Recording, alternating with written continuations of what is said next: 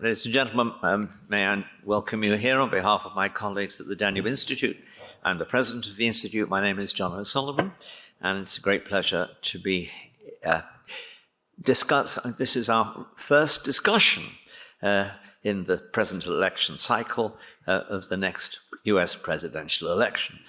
Next month will be exactly 1 year to the election, but already the campaign is in full swing. I think it's fair to say that Europeans always enjoy US presidential elections, and they are generally, I would say, thrilling, full of unexpected upsets and colourful candidates. Sometimes about 30 or 40, 50 at the start, but quickly they're whittled down to 3 or 4 on the right and 3 or 4 on the left as the primaries grind on. On this occasion, that's still true in formal terms. There are still a lot of candidates in the separate debates of the Democrats, on the Republican side at least. The Democrat side is, of course, less contentious at the moment, partly because they have a sitting president in the race. But the media coverage is suggesting very strongly that the eventual general election will be between 2 established candidates, Donald Trump and Joe Biden, the president and previous president, respectively. That's mysterious to people here, I think, because most of us outside America following the election think unscientifically that, one, Biden could easily be beaten by any Republican candidate except Donald Trump, and 2, that Trump could easily be beaten by almost any Democrat except Joe Biden. So this does seem odd. And there's a further oddity. Another Kennedy whiz kid has entered the race, not as a Democrat, but as an independent, running to the left of Joe Biden, which seems to us at least quite far left. So what is likely to be the impact of the Kennedy magic on the race? Remember that in the election of 92, Ross Perot scored 19% of the eventual presidential vote, throwing the election to Bill Clinton and removing a large chunk of Republican supporters for a while from the right-hand side of the ledger. And there's also a whiz kid on the Republican side as well, namely Vivek Ramaswamy, whom very few people had heard of 3 months ago, but who is now having a big impact on the race. Now, I had heard of him because I heard him speak at a convention, at a National Review conference last year, where, again, the first time I'd heard him, it's fair to say that he wowed the audience there, which, of course, was a very good audience for him to wow, because it's a good trampoline from which to appeal to the conservative vote. But I used the word a moment ago, unscientifically, in describing my reactions and our reactions. And of course, when you open the bonnet of the car, what's inside is often very different. And that's why it's such a pleasure here to introduce Brent Buchanan to discuss what is really happening in the US presidential elections. He is a distinguished pollster, the president and founder of Cygnal, an international public opinion and analytics firm based in Washington, D.C. I'll leave him to talk more about that because I think I would prefer to hear him describe segmentation, targeting, and messaging rather than for myself to do so. But I should point out he is almost uniquely well qualified to address these questions, the major question here, because he has been a pollster for President Donald Trump, and he currently works for Vivek Ramaswamy. And insofar as his advice has been fueling the amazing rise of Mr. Ramaswamy, he obviously knows something that very few other people know about how to win elections. So I hand over to my colleague, the moderator, Istvan Kish, and then I look forward to hearing what you have to say.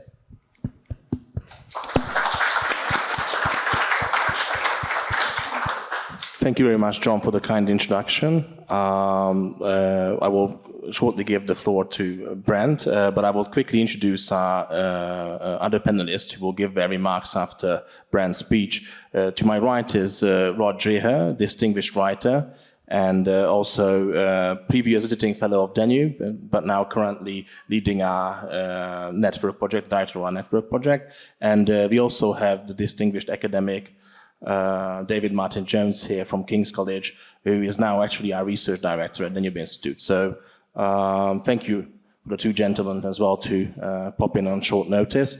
And please, Brent, give your talk to us.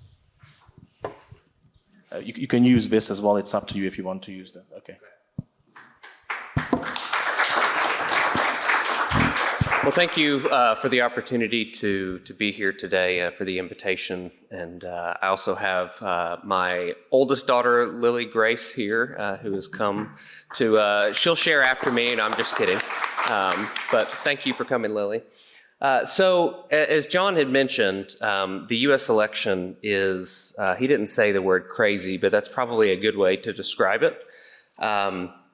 And it's different than the last time that these two candidates, Donald Trump and Joe Biden, matched up. The world is a very different place. Many people forget that an obscure Green Party candidate named Jill Stein is the reason that Donald Trump is president in the first place.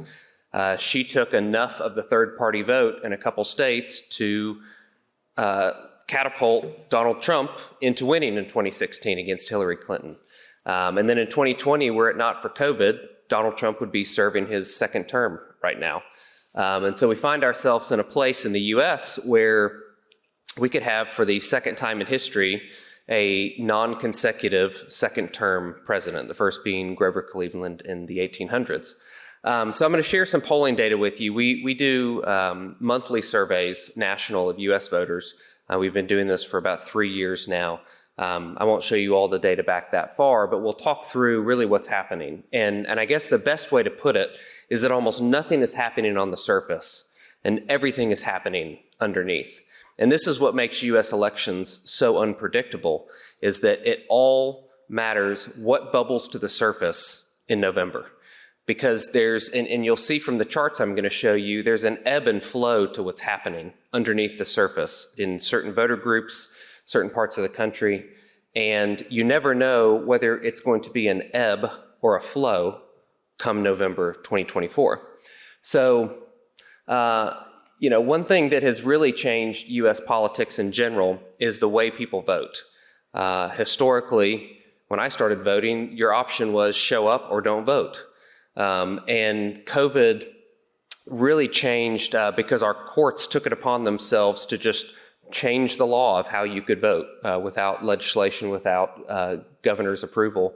And so now you have only about half of the people who vote on election day. And Istvan and I were talking this morning about the midterm elections of, what happened. It was supposed to be this red wave, this Republican wave overtaking Congress, and then it ended up being more of a red trickle. Well, why did that happen? Because the people who all along leading up to it said, I'm going to vote Republican, I'm independent, or I'm a soft Republican, and I'm going to show up and vote for the Republican candidate, did not show up on election day.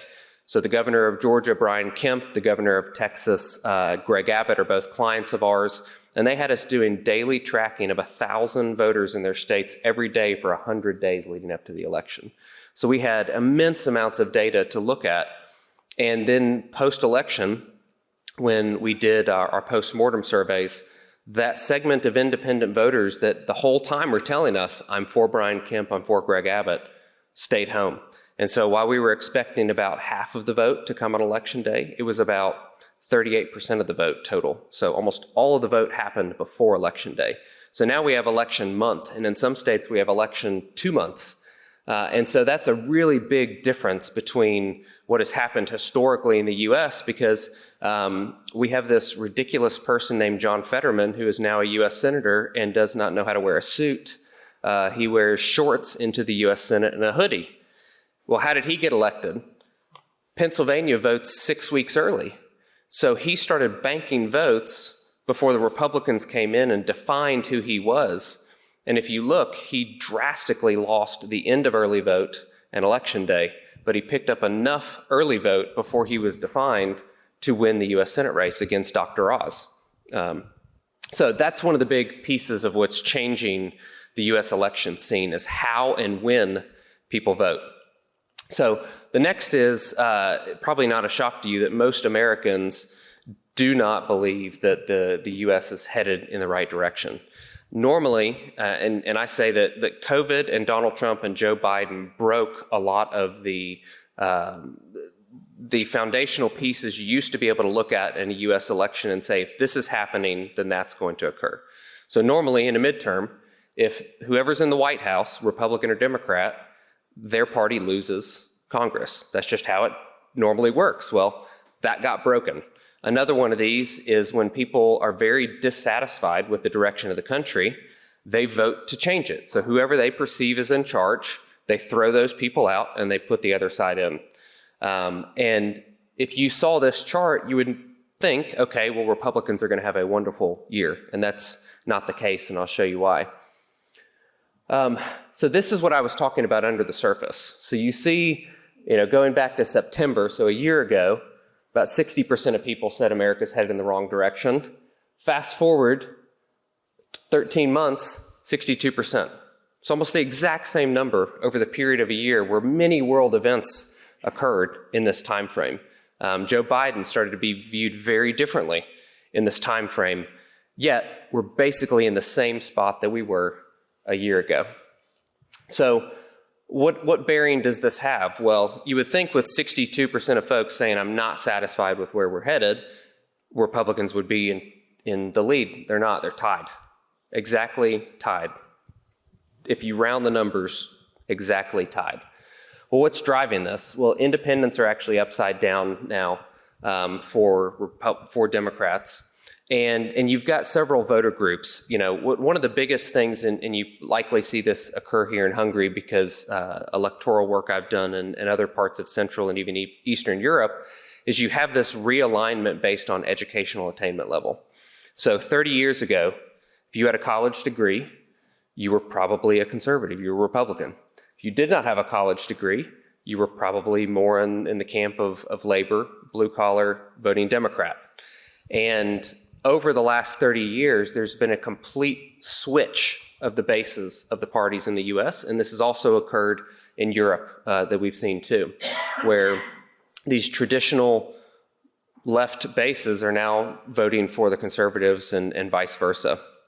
And so we pay a lot of attention to college attainment or non-college attainment within our surveys, because for Republicans to have any chance in the U.S., they have to run up the score with non-college educated men. They have to hold their own with non-college educated women, usually married women. That was one of our biggest takeaways from our work with the governor of Texas, was that if a white suburban female, that's kind of the voter group that Republicans have talked about since Donald Trump was elected, was these white suburban females. Well, we found out if the white suburban female is not married, there's almost a 0% chance they'll vote Republican. If a white suburban female is married, the Republican has significantly higher chances of earning that individual's vote. So that's why we start to pay attention to educational attainment and marital status and gender, and what's the combination of all three of those things. As John was saying, we do segmentation analysis, and that's because you can't just look at left and right and who's left in the middle anymore. You have to look at multiple various factors to determine where do we have an opportunity and where is there no chance at all. And I say we because I'm a Republican pollster.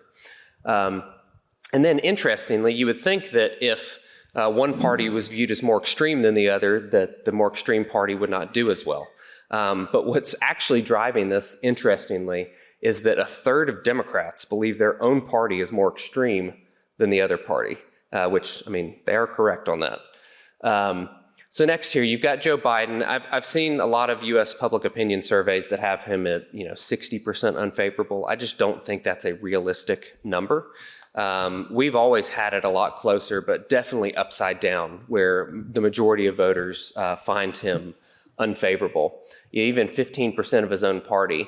And so this is where I think Donald Trump has the most opportunity, even though they're not currently leaning towards him, is because 55% of independents view Joe Biden as unfavorable. And you can see his image is pretty steady throughout the last 13 months or so.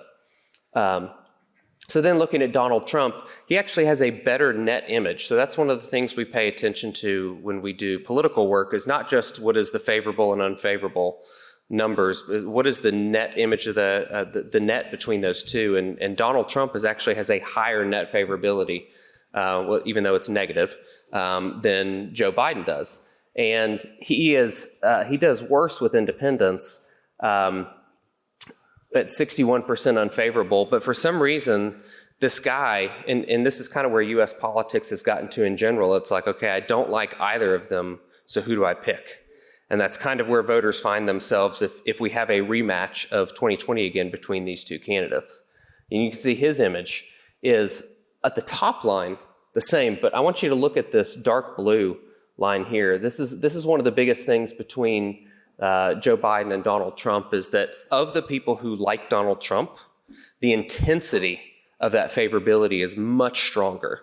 So one of the ways we conduct research is by doing emotive analysis, because much of public opinion research is logical. I ask you a question, you give me a logical response to that. But the problem is, in reality, none of us are logical individuals. We are all built as emotional people who then go find information to justify to ourselves why we made an emotional decision.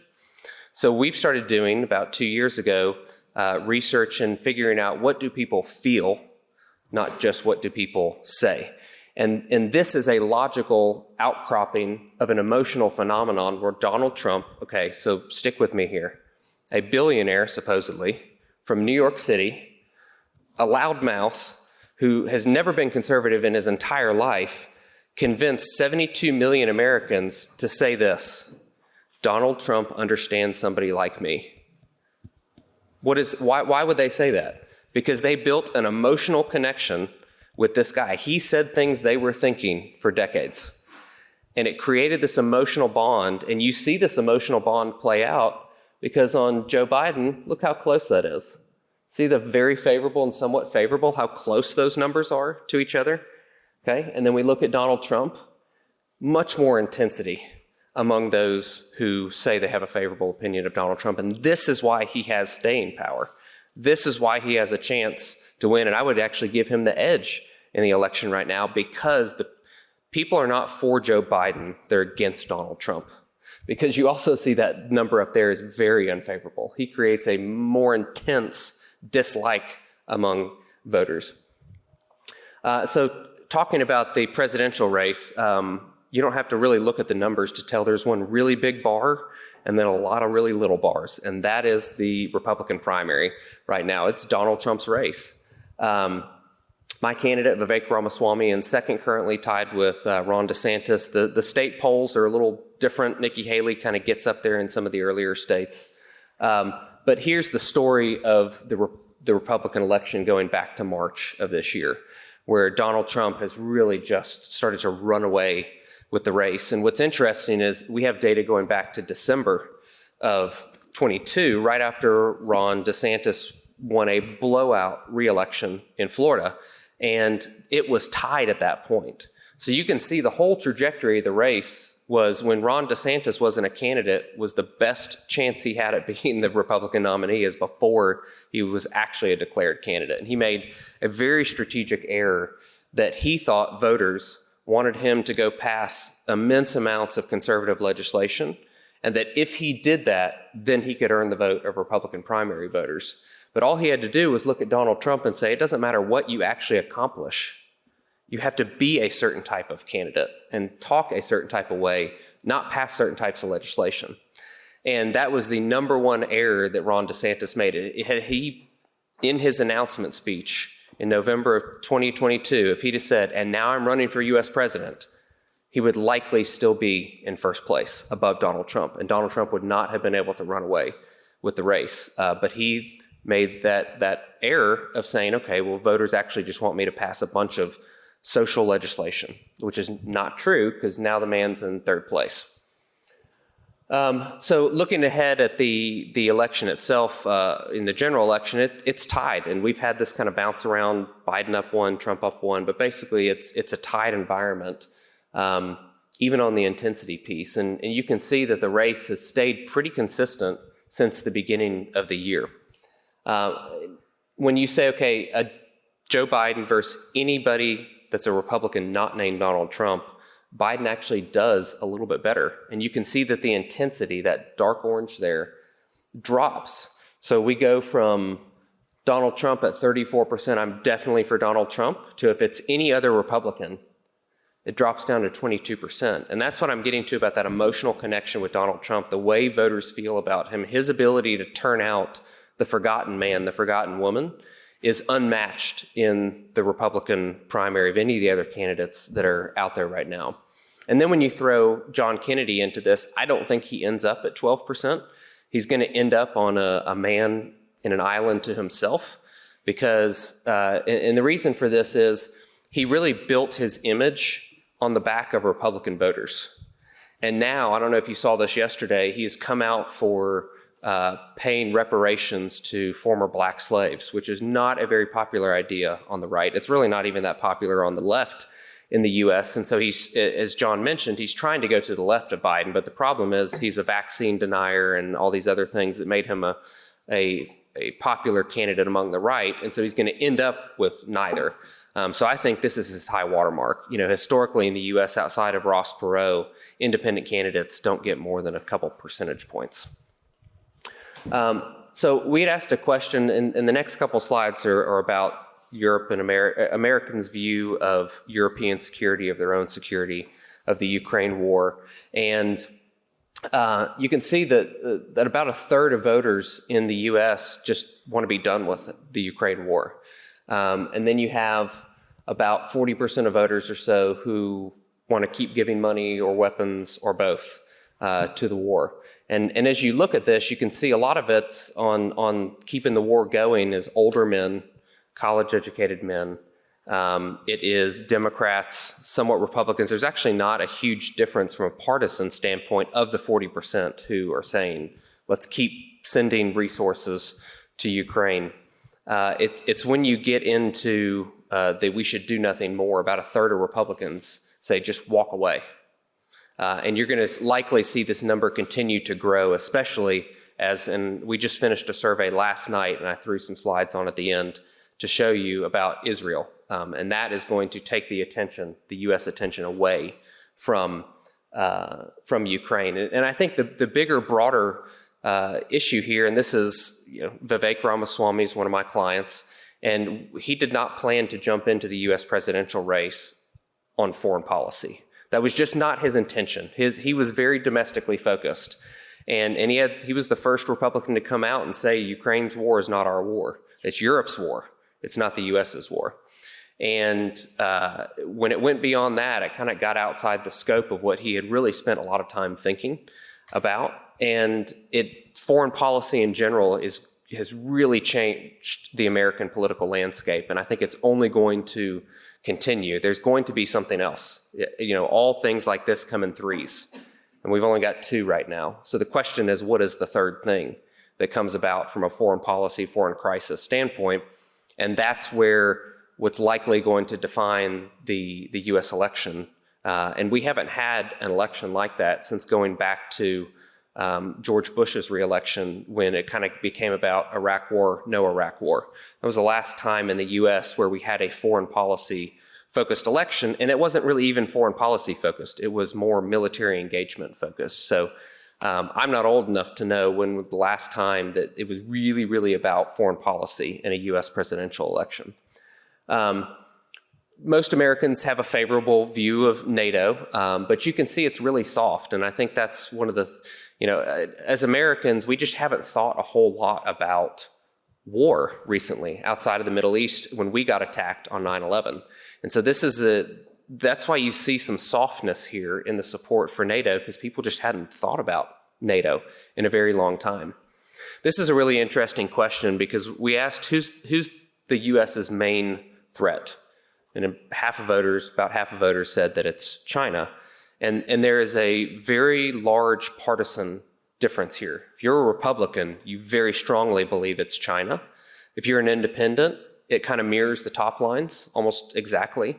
But if you're a Democrat, they're split between China and Russia. And I think a lot of that's because the different views politically of the Ukraine war. And who's pushing to fund the Ukraine war in the U.S.? It's Democrat President Joe Biden. Well, then we asked this is just American voters, who is the main threat to Europe's safety, security, and economy? And you get the inverse. This is where you see Russia pop up, and there's almost no partisan difference. It's the one unifying thing we have in the U.S. is on a political or on a partisan standpoint is who we think Europe's main enemy is.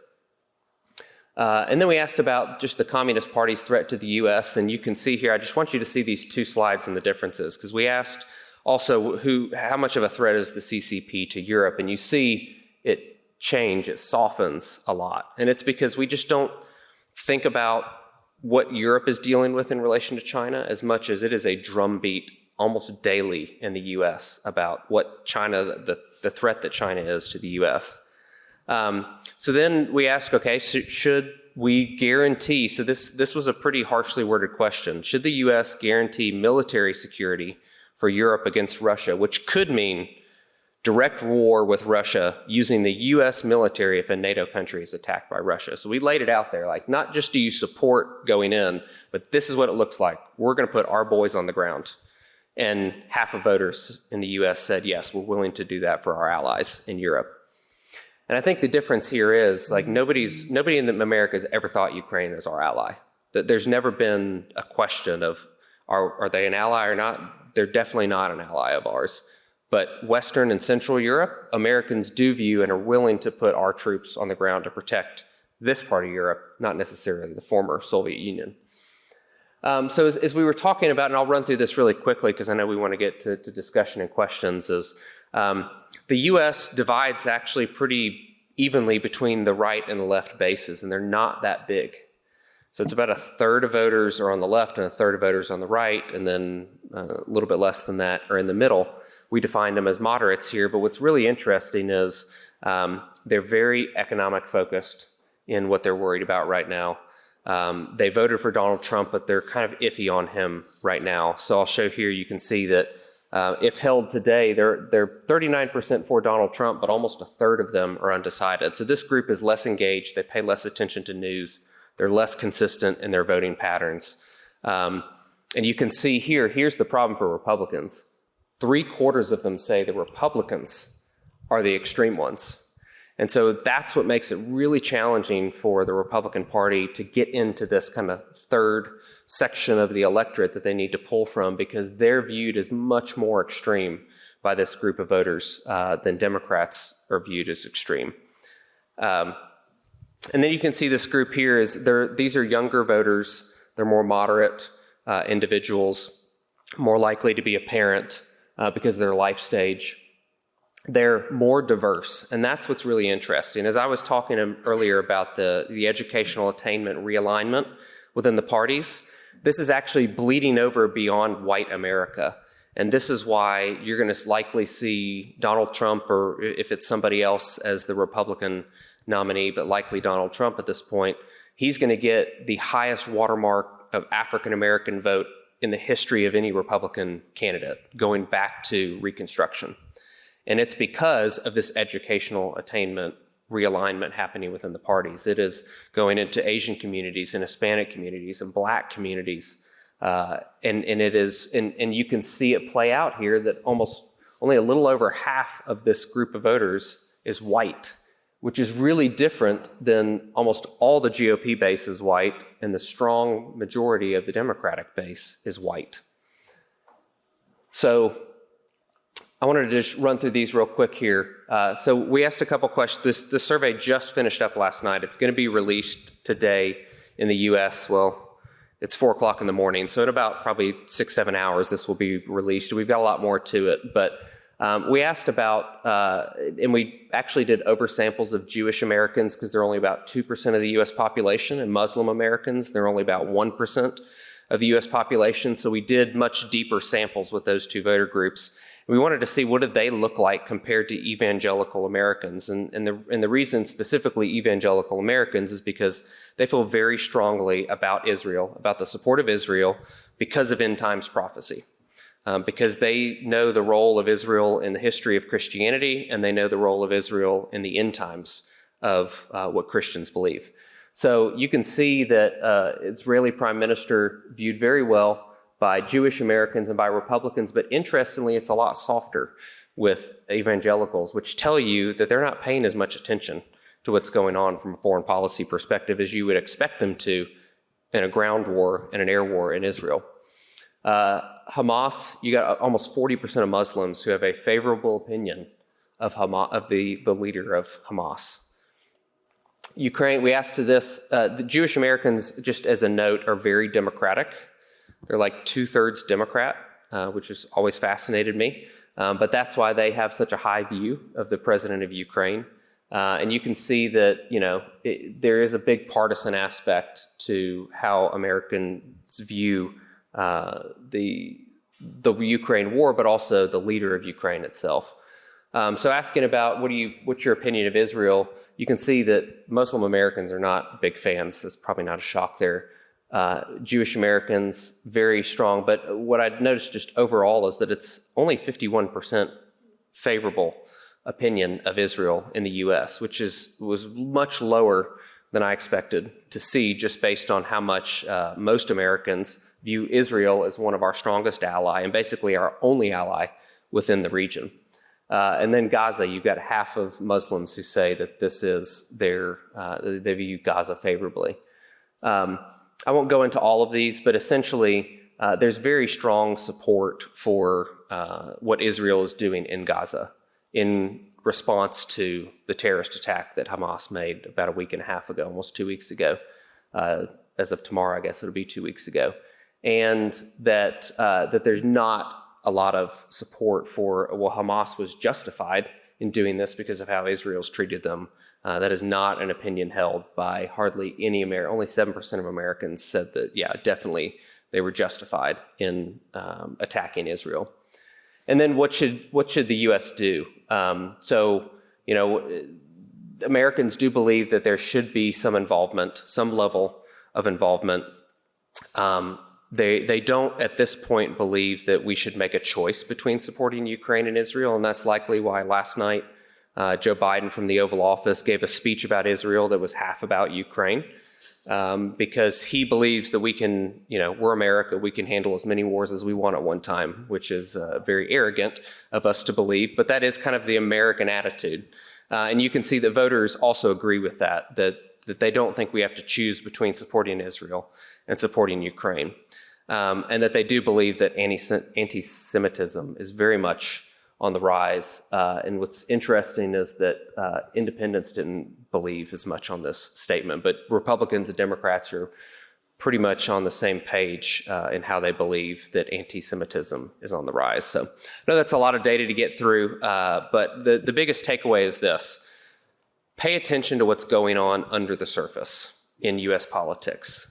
Don't just look at what you're seeing on the top, because the top is not going to change much. This race is going to be tied between Donald Trump and Joe Biden all the way until November. What matters is what is happening with those groups I talked about, male and female, college, non-college, married, unmarried. And the combination of those three demographic factors are going to be what drive the U.S. election, because the Republicans have to run up their numbers with certain groups of those voters. And that's likely why you're going to see a lot of culture wars type arguments, because that is the best way to get younger, less engaged individuals, because they do not believe that America is a center-left country. America is still very much a center-right country, despite what our ambassador here and others might say. That is not a reflection of what most of the people in the U.S. believe and have their values in. So thank you for the opportunity to walk through that, and I look forward to our discussion.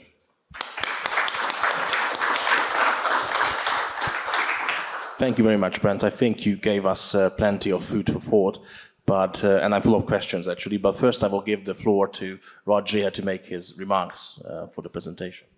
Yeah, what the numbers that shocked me out of all those are how many American Muslims have a favorable attitude about Netanyahu, right, and of Israel. That first question: how can you explain that? So it would be tougher to go beyond conjecture, which is what I'm about to make on this, without doing a deeper study. But one of the things that I found in general, and we were talking about the UK and immigration earlier, is that there's a big difference of when did you come to the US. So my theory is that 38% or 40% of Muslims who said they have a favorable opinion of Israel and of Prime Minister Netanyahu have likely been here longer. They've been here they're a third generation Muslim. Exactly. They have chosen to become an American more than identifying as a Muslim first. Well, in a follow-up, we all see that the war situation is incredibly fluid. We'll check our Twitter when we walk out of here and something will have changed. For me as an American abroad, it has shocked me to no end how many Americans took to the streets to support Hamas. Whatever you think about Israel overall, the relationship to the Palestinians, after Hamas did those atrocities, I would have thought that would have solidified American opinion and frankly European opinion behind Israel. We've seen exactly the opposite. And we've also seen Black Lives Matter in the US take the side of Hamas. And one of the leaders of Hamas put a video out just this week addressing Black Lives Matter, saying, "Our fight is your fight." So I can see that as, if I were a Democrat, I would be really worried about that. If you're a Republican advising Donald Trump or whoever the Republican nominee is, what would be the smart move on to capitalize on that in terms of reaching the emotions of the American people? So one of the biggest problems that Republicans have in general is they're not willing to play by the same rules that the Democrats and the left play by. And if Republicans were willing to step up and play by the same rules, which means break the rules, I think you would see Republicans significantly increase their ability to win elections in the U.S. And so the reason I begin with that is because it's really about calling out the extremism of the other side. And those videos we saw of 50,000 people marching in London, well, you know what? There's a whole lot more than 50,000 people in London. There's tens of millions. So what does that tell us? That tells us that it is a very small group of people who are very vocal. We call them a lot in our firm the Twitterati. They sound really loud, and there's a lot of them in a communication tool that 7% of people use. And then you have all the normal people who are just living their lives, going day to day. And so kind of to your point, looking at the data that we just shared, there were only about 18 to 20% of folks who had a favorable opinion of Hamas in the U.S. in general, or a negative opinion of Israel. There was actually a larger neutral opinion than there was a negative opinion of Israel. And so I think this is, as Jerry Falwell said, the silent majority is what you're seeing here, is that nobody is standing up and saying the other side is radically insane and they support people murdering children. And no Republican has stood up and said that thing yet, so therefore we get to see people marching in different cities in support of a terrorist organization. And if they do come out, the Republican candidates, they're going to be accused by the New York Times and the media of Islamophobia. It seems that any serious criticism of Islamic radicalism, even going back to right after 9/11, has been shut off as, oh, that's Islamophobic, when it's really not, it's in my view. But do you think that could play a factor going into next year's election, the media trying to govern what is permissible to say about radical Islam? I definitely think they will try. But one of the best things that Israel did in the hours after the attacks is that they did not hold back imagery of what occurred. And I think that was really important on their part to share with the world what was done to their people. But to your point, the media is definitely going to try to make it about that because they lose control if the right can control the conversation. Thank you, Rod. I think you were trying to steal my job as moderator, but it was very good questions. But now I will give the floor to David Martin Jones, our research director, to give his remarks. Thank you. So I'm very interested in the line that Rod was taking, especially on Islamophobia and particularly the role of the mainstream media and how that might shape the debate going forward. Particularly, the sort of BBC Global News, for instance, refuses to call Hamas a terrorist group. The influence of that style of thinking, which is not only in Britain, which is probably the worst place for it, but in America too, the idea that the media is somehow neutral. In fact, it's not neutral. It shows a very strong bias to what, from critical theory perspectives, is called the other, with which all progressive opinion should empathize, one of these weasel words we use at the moment. And I was wondering to what extent, the media's role will play, particularly the mainstream media, going forward during the election campaign. And sort of related to that is, you made the very good point that most people are going along with their lives, and you've got this very vocal minority, but that vocal minority has a huge influence, really. And we seem to have moved, and I don't know whether you've got data on this, between what some people call the difference in class now, or the organization of the political domain, which used to be, as you said, working classes, sort of Democrat, Labour, Conservatives, middle class, aspirational, and bourgeois. That's completely changed, but the classes now seem to be what some have called the virtuals, who live in a virtual world, and the materialists, who live in the real world. But the virtual world seems to be taking a very dominant role, at least in the media, and whereas the material groups, your working class or middle class, not necessarily living in the big cities, but in smaller, regional cities, not only do they not seem to have a voice, they seem, atomized and completely marginalized.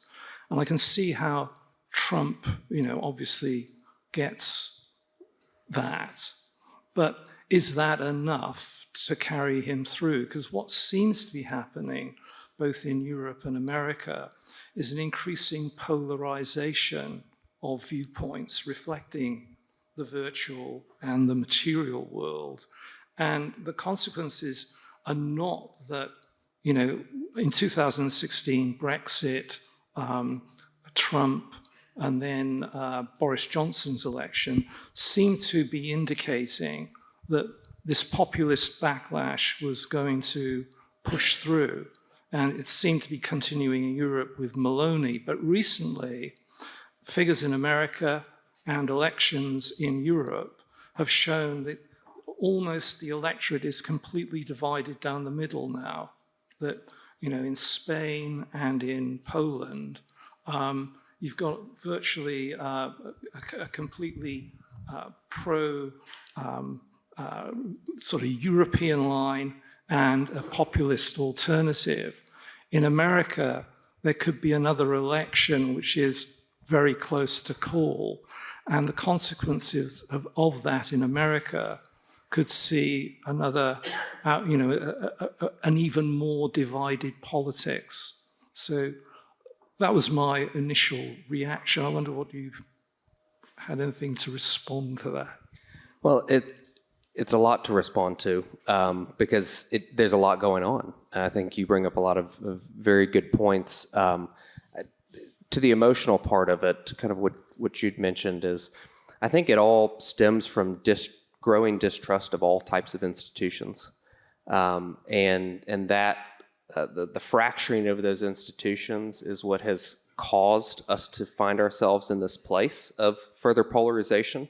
Because if you think about it, at least in the U.S., rewind the clock 20, 30 years, there were 3 major networks, and all 3 major networks had 30 minutes of national news at 6:30 p.m. And it was basically the same information fed to every American through your preference of alphabet letters, which of the 3 you chose.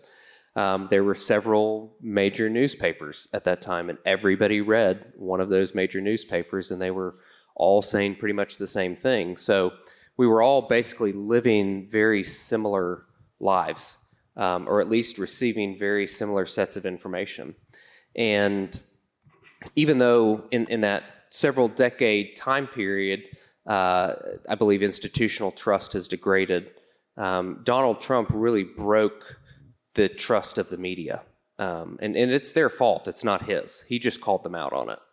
And they really risk, to one of your points, they really risk this election cycle in the U.S. of completely destroying their credibility if they go in and try to make it about Islamophobia, if they go in and try to, make Trump out to be further worse than they already believe he is. And you're going to see a point where only about 1/3 of Americans even care what mainstream media believes at that point. It's been really interesting. I don't know if he's been here, but Tucker Carlson, what he's been able to do through non-traditional means of communicating to tens of millions of people.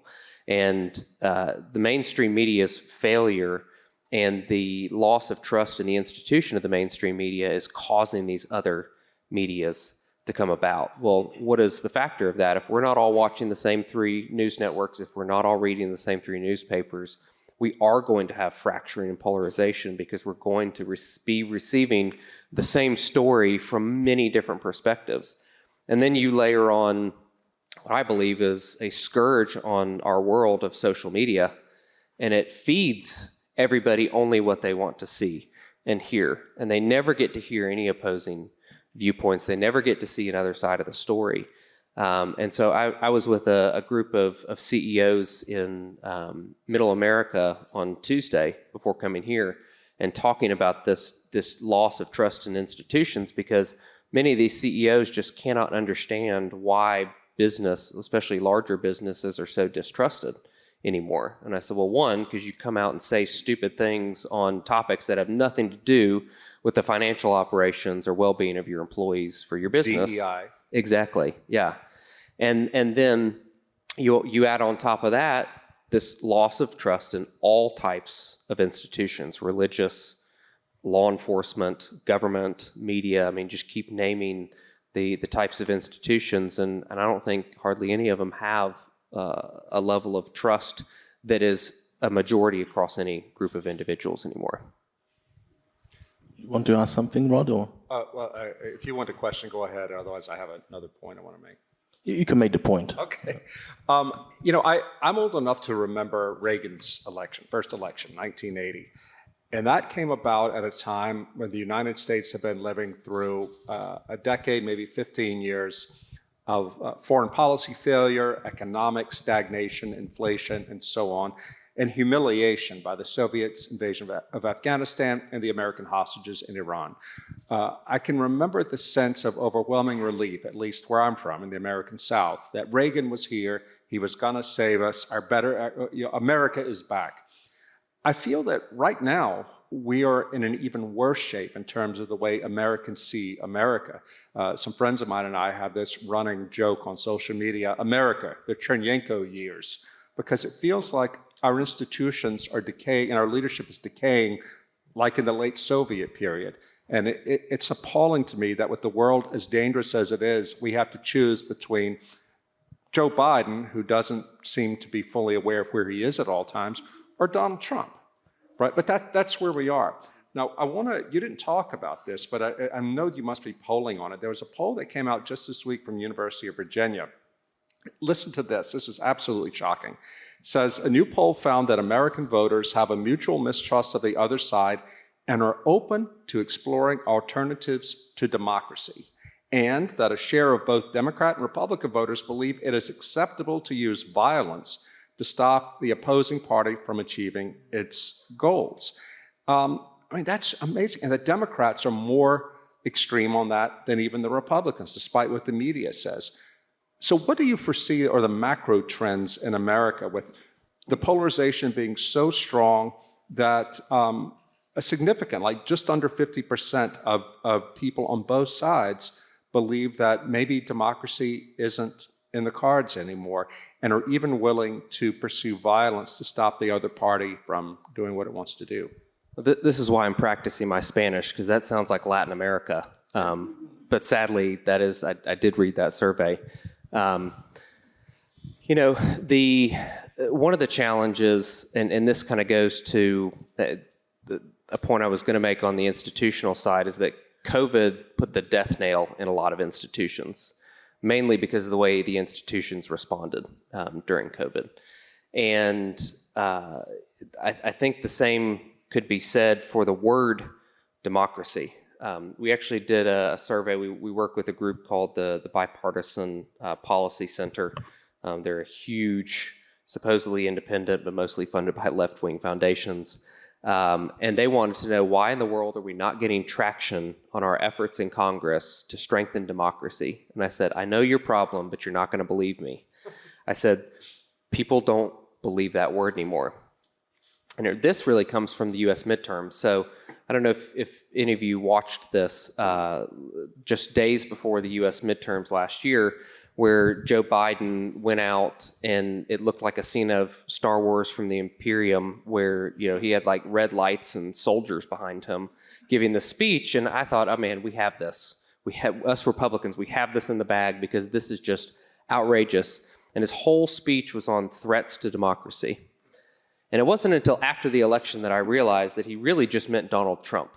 He was trying to trigger in people, Donald Trump is a threat, I perceive a threat to democracy, and therefore vote for Democrats.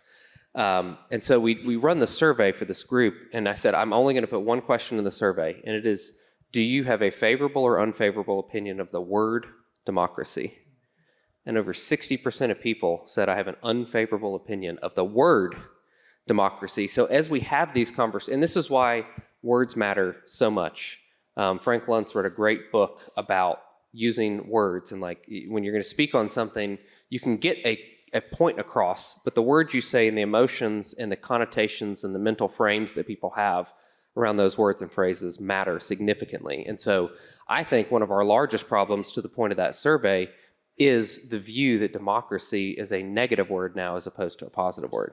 Now, that is really interesting to me as someone who lives here in Hungary as an American, because I have seen in the 2 or 3 years I've been here that liberal democracy to Washington and to the establishment is when foreign people vote in ways that Washington wants. So Poland just turned out the Law and Justice Party, and you're seeing all of the Washington the usual suspects saying, oh, thank God, Poland is a democracy again.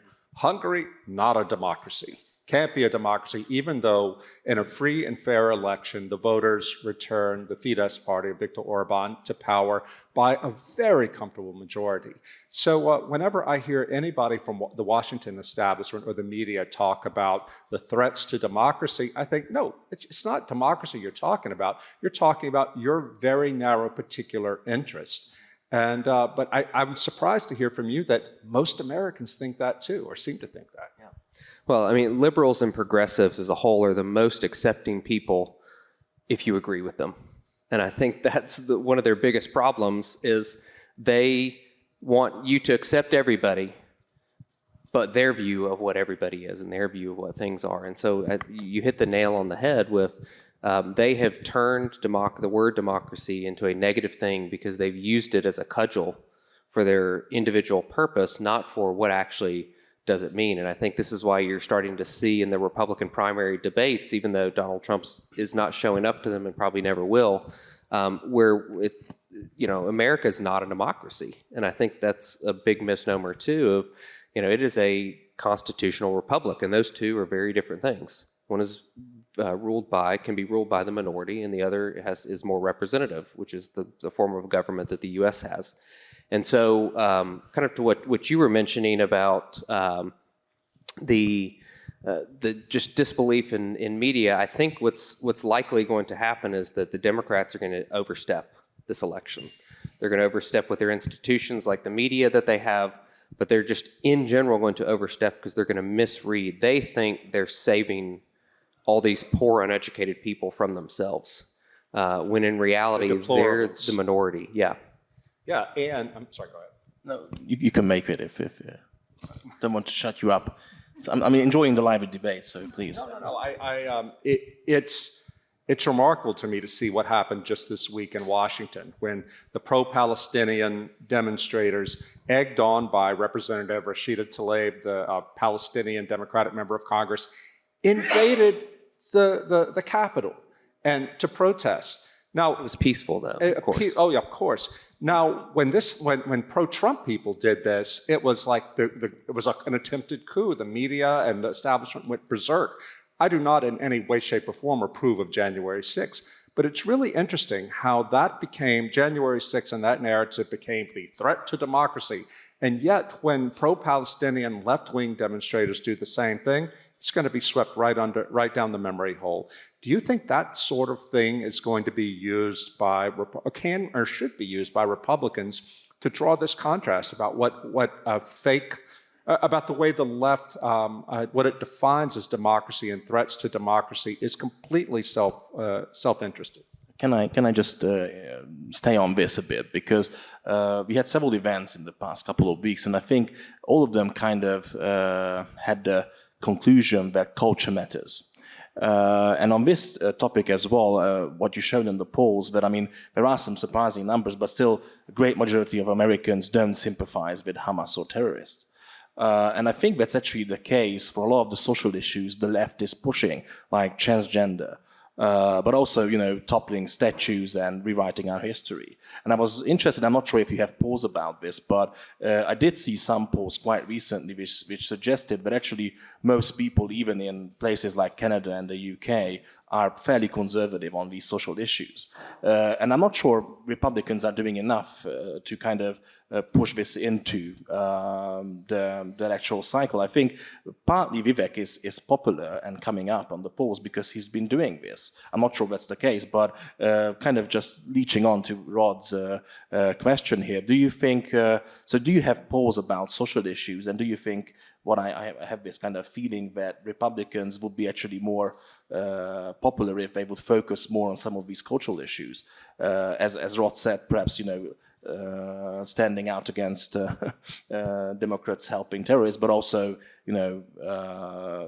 allowing gender change operations for 12 years old and all the other stuff as well, which the Democrats seem to be okay with.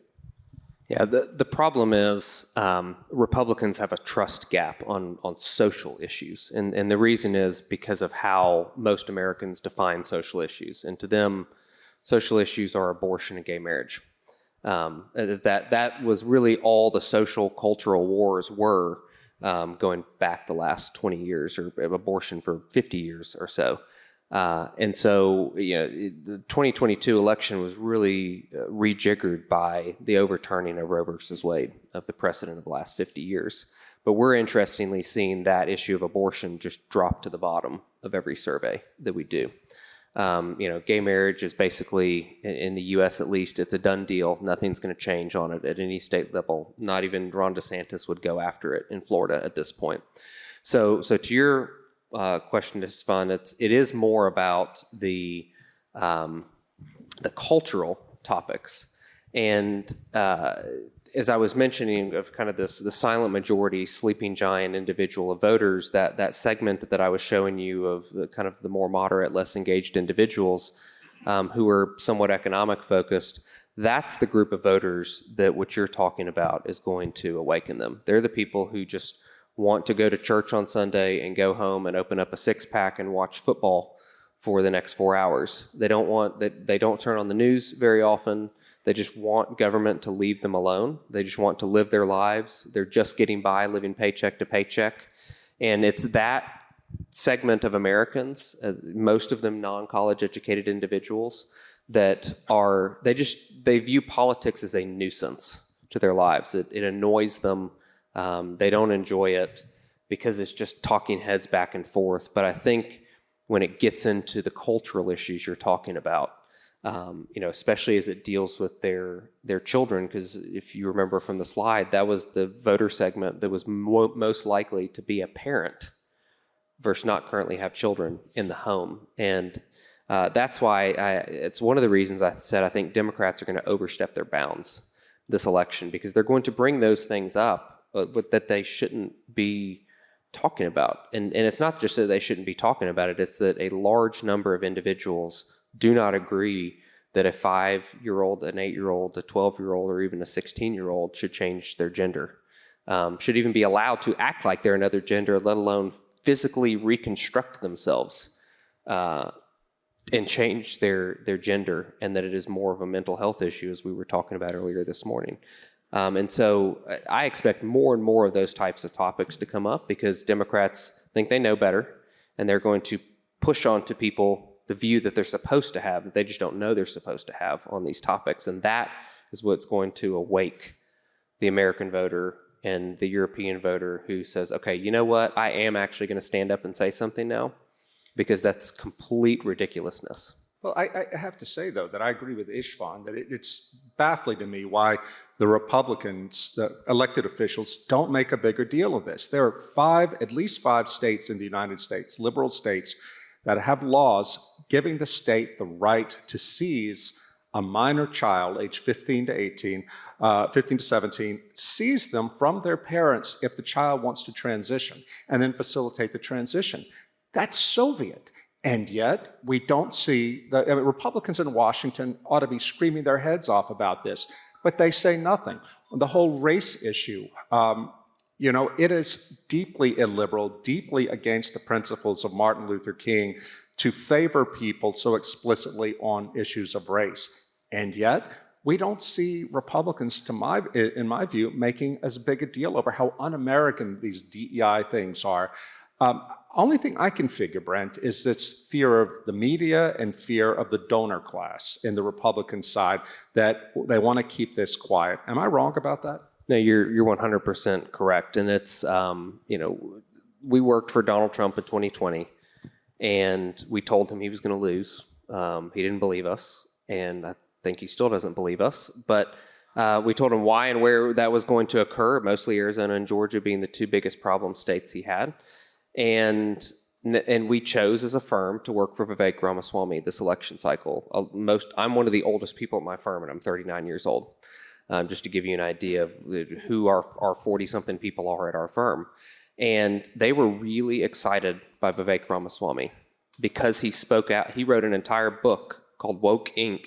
That goes into detail of why corporations are transforming American society to their view. The challenge is, and this goes back to the class realignment issue, is that the donor base for the Republican Party, at least the large donors that fund the big super PACs, are highly educated, Manhattan billionaires, and they still have not figured out who the new Republican base is, and they're telling these candidates, don't get out there and talk about these topics. The other goes back to the piece of social issues being viewed as abortion and gay marriage, where Republicans have just gotten beaten up and bloodied up on those issues and lost on those issues for the last 20 years. So it's more like they have Stockholm syndrome over talking about social issues. And there's only a few candidates, Ron DeSantis being one of them, who's willing to stand up and talk about them. And what happens? Those individuals are being rewarded by voters. Florida is not a 20-point state one direction or the other. It's just not. Still to this day, it is not a 20-point state, but that's basically what he won by. Virginia was the same a bit. So Glenkin in Virginia. Yeah. Well, Virginia is a whole other story, where had it been any other Democrat, Youngkin would have lost. But Terry McAuliffe was just a horrible human being, and voters realized that. So it is these issues when Republicans will grow a spine and speak up on these things, that's when the voters will reward them. But until then, they're going to continue to just muddle along and barely win elections when we are a center-right country and should have strong governing majorities. Well, do you want to say something, David? No, I think that's, that observation that Rod and Isfan just made and you replied to is very interesting. But what seems to be occurring then is that you've got a base, that would really want the kind of common sense policies that appeal to every man, that a man's a man and a woman doesn't have a penis. But on the elite level, which is at the party level, you've got representatives who now no longer represent the base. They represent a sort of progressive ideology. And conservatives, rather than saying this is an ideology that's got nothing to do with conservatism, just say, well, as a conservative, we won't push it as far. We're sort of on the same side, but at the same time, we do see it as a bit extreme. We're going to be slightly less extreme. So we're going to have some, clowns talking to children, but they'll be better supervised under the Conservatives. That's the Tory party. Yeah, that's the Tory party. He's a liberal, actually, not conservative. I'm not sure if America is so bad, but... Well, what do you think, Bruce? Well, in America, at least, it stems from the false premise that you win an election by winning the middle. And you said it perfectly. Almost every election is 50-50 at this point. So how do you win a 50-50 election? Not by winning 3% of people in the middle. It's by turning out 5% more of your folks than they're able to turn out. So we are in a new age of base politics. And we have individuals in the Republican Party who think that we have to temper these things down in order to appeal to that white suburban female that I was describing, when they don't realize that white suburban female is married and has children, and that's the one we can move to our side, not the one who has no children, thinks children are a scourge, and has 4 degrees in gender studies. Like, those are two very different white suburban female women that when you just look at the demographic, they all look alike. And it's from the false premise that we need to be able to persuade these individuals. Donald Trump broke the mold. Whatever that model was is now broken for a generation or more. And Republicans who are going to do well are going to be the ones who stand up and realize that I've got to gin up my side. I have to make them pay attention, and I got to turn my people out. And if I turn people off in the process, as long as it's a 2-to-1 ratio, I'm okay turning people off from me. Just to steer the conversation a bit towards a different topic, and I will soon open it up to the audience as well. But you talked a lot about Hamas and the question in Israel. But actually, I was more surprised by the data you showed about Ukraine. Because if I remember correctly, that basically what America is doing now, so sending weapons and sending aid, only 28% of Americans support that. Which is not very good if I'm an Ukrainian. So I'm just wondering, and I've tried to put in a second question into this, because I was also surprised by, I think you kind of hinted that sadly crises come in free, and perhaps we're still looking for the third one. I hope it's not going to be Taiwan or anything significant. But I think traditionally you would think that a Republican candidate does better if there's a crisis going on. So now I would think that if the world is kind of changing, there's uncertainties, people will favor a strong Republican candidate. But I'm not sure about Trump, because especially with his experience in COVID, but also his kind of, let's say, interesting personality. And I'm wearing a Make America Great sock, so I'm not hostile to Trump. I'm just sometimes a bit skeptical of his, style of governing. So I'm not sure if how do you see, if these crises are ongoing, is that helping Trump, or is that actually helping Biden, who I think he has several problems, but in 2020, he still managed to pull off this kind of no-nonsense moderate candidate. So I'm just interested in this basically two things. The Ukraine thing, I'm interested in Rod's and David's thoughts as well. So I mean, you kind of hinted as well that the support of Ukraine might even go lower. But how do you see that? Will support continue? Can Americans really support Ukraine in the future if the people are not really supporting it, or at least that seems to be the case? And also, this crisis is Ukraine and Israel. Is that helping more a Democrat or a Republican candidate? I don't think it's going to help either. And the reason I believe that is we as humans were not built to carry all the world's concerns on our shoulders. We were built to be in a community and to care for our nuclear family, and to care for the several other nuclear families that participated in things and lived around us and went to church with us and were in the Elks Club or whatever other group.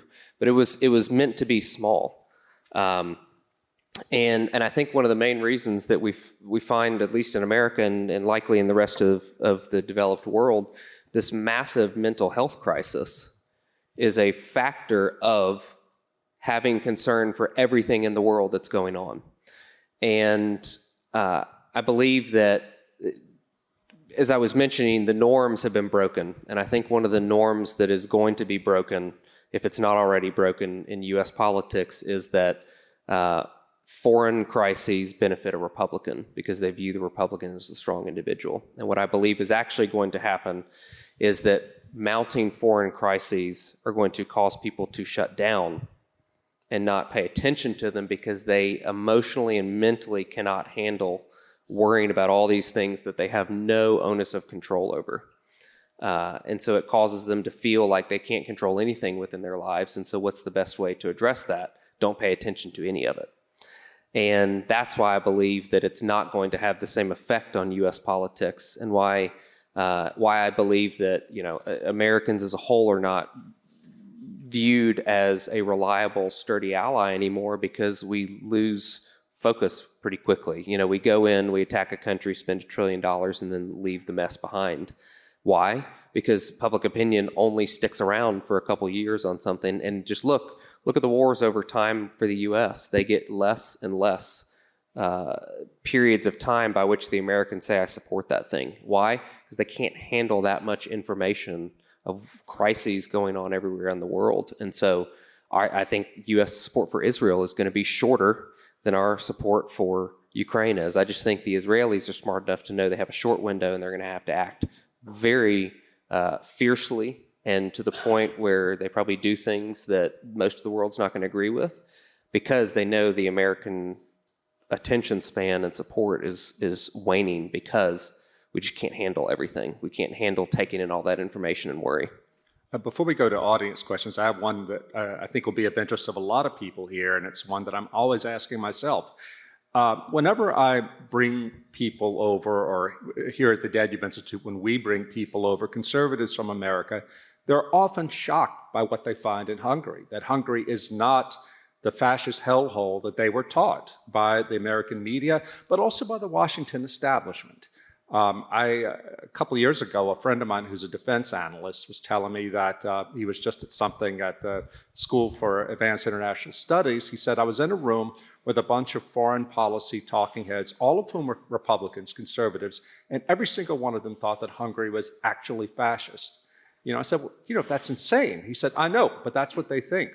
So tell me, as someone who is in Washington and who moves in conservative circles, what do people think about Hungary among conservatives, and why do they think it?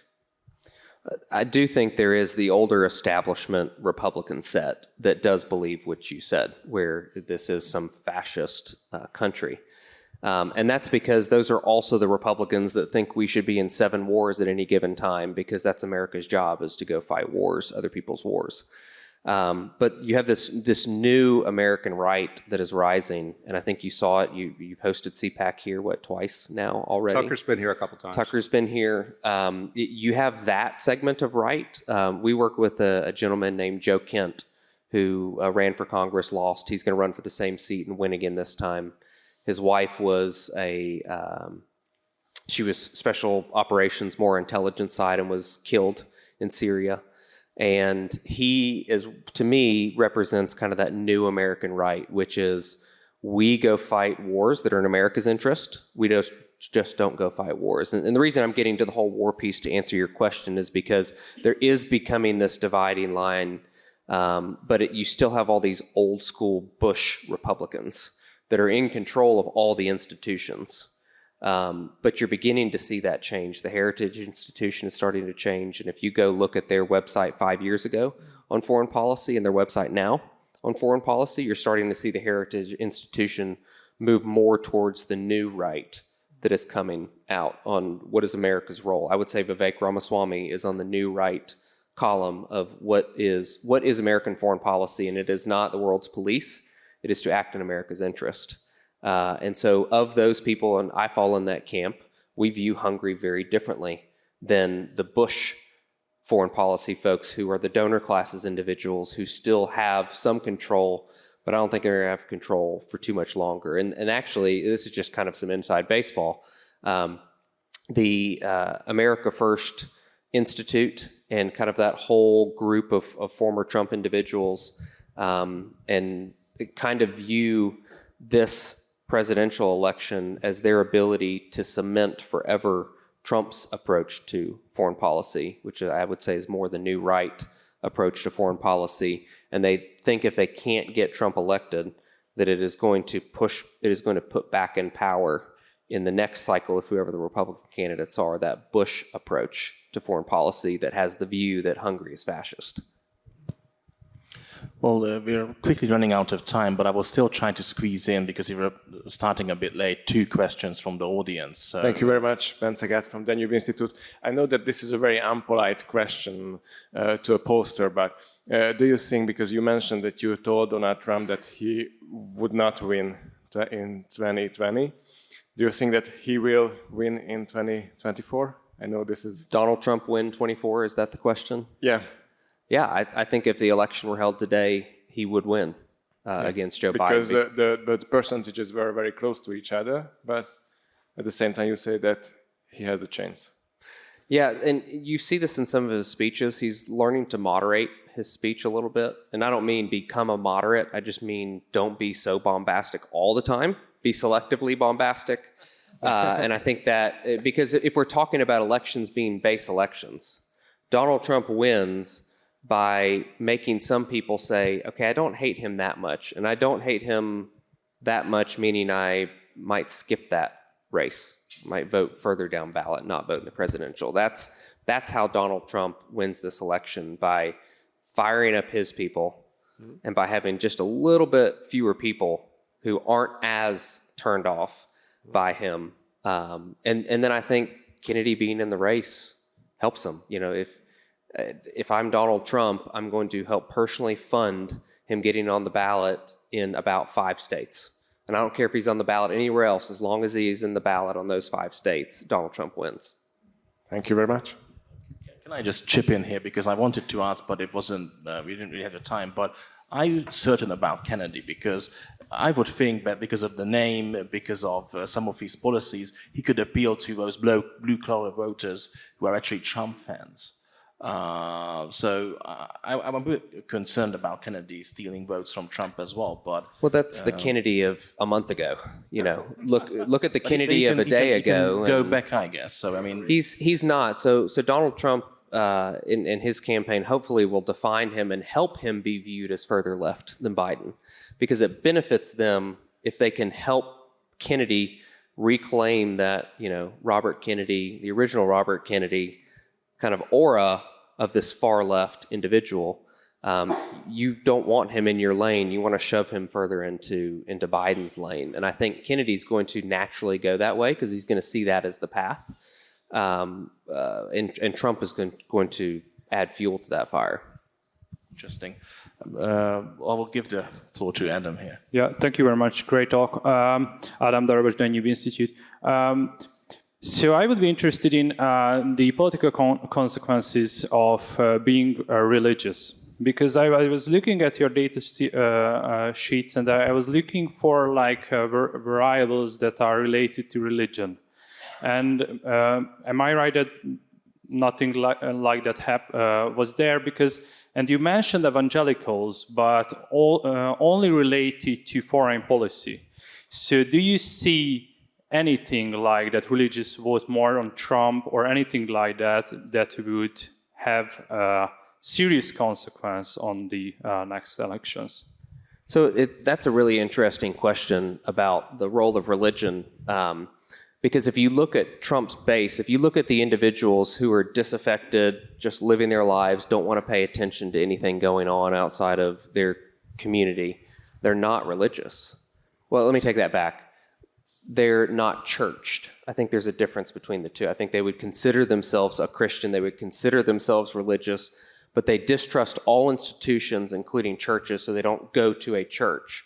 So when you look at a churched religious individual versus an unchurched religious individual, Trump actually has more opportunity with the unchurched religious than the churched religious, because the church religious tend to be higher education levels. And so, and I think Joe Biden tried to push this narrative last election that, the evangelical church shouldn't be behind Donald Trump because he's a bad person, of the things he's said in the past. I don't think that actually... I think that does hurt him in the churched religious setting, but it actually helps him in the unchurched religious setting, if that makes sense. I think John has a question here, which will sadly have to be the last one.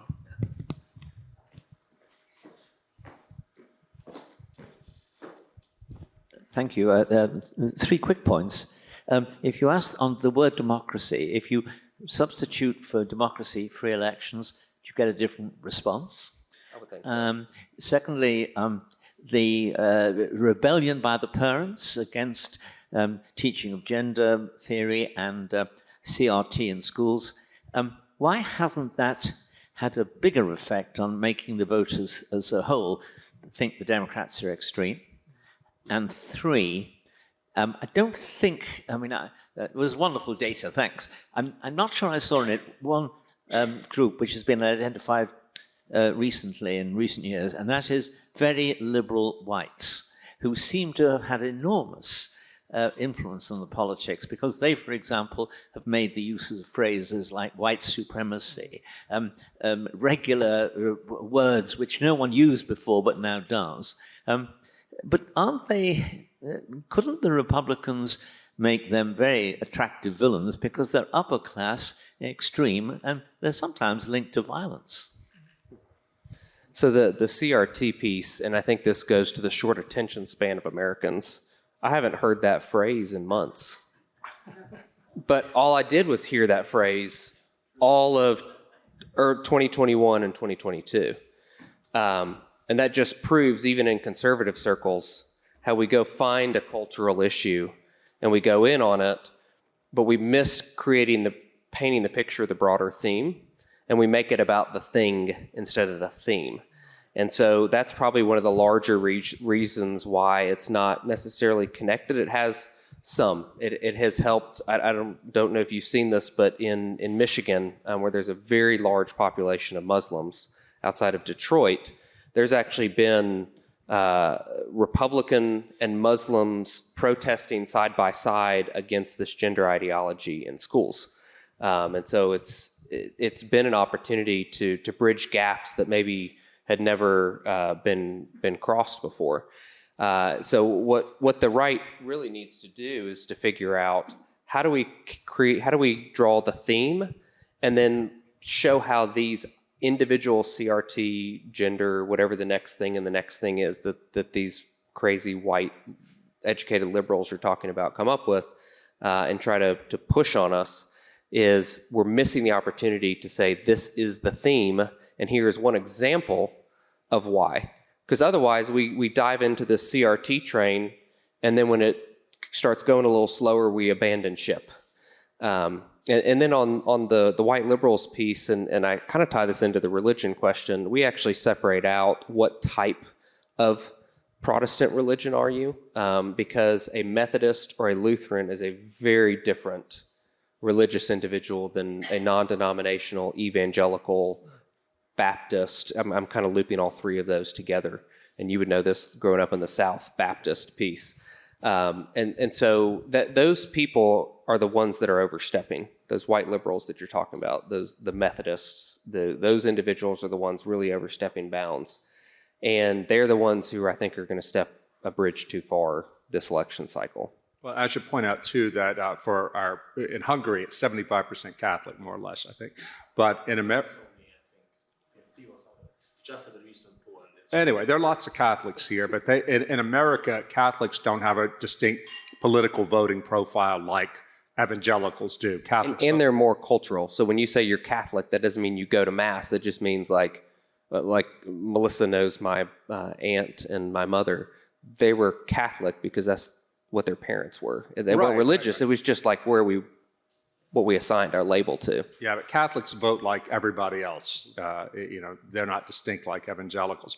It's also the case, I wanted to point out, I thought about this regarding your Muslim results. If there's so many Muslims who actually have a positive view of Israel, that I was working in New York after 9/11. I was there on that day, and a friend of mine who is Jewish and who did undercover counterterrorism work, she said, you've got to be careful about what you say about Muslims, because we counterterrorism people could not do our work if not for all the Muslims in this country who hate the terrorists, who hate Islamic extremism, but they can't speak out publicly on it because their lives could be in danger, literally, or they'll lose a lot of face in the community.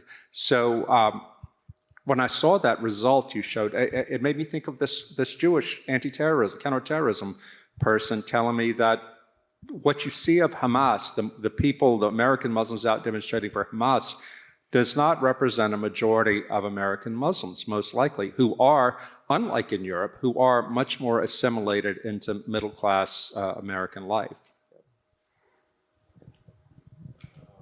I was just wondering if David Martin Jones has any closing thoughts.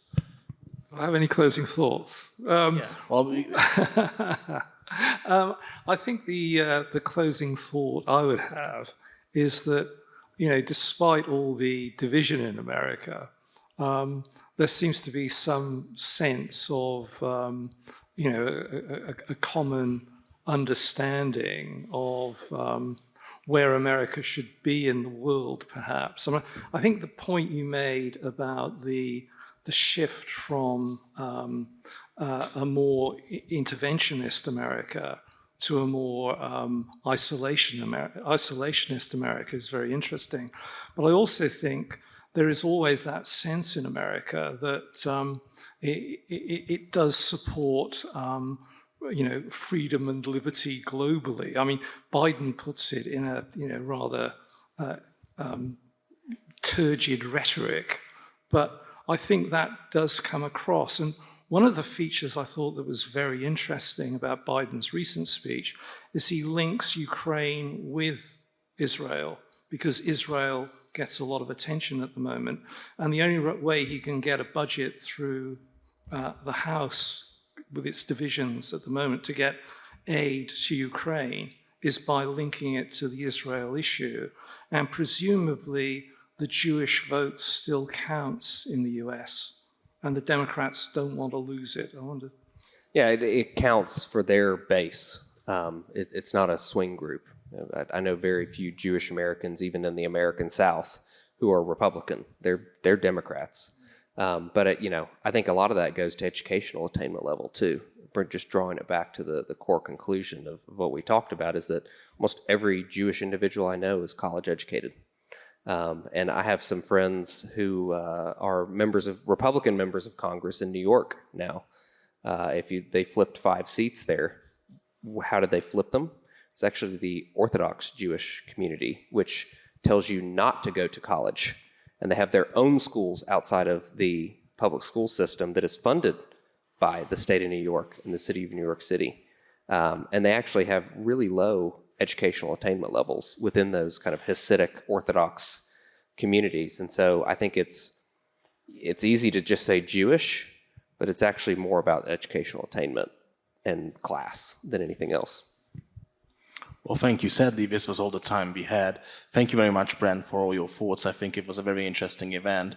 I very much hope that in the coming year we will be able to get you back and see if things changed. I would also like to thank our other panelists, David, Rod, thank you for being here. Please join me in a round of applause for our speakers here.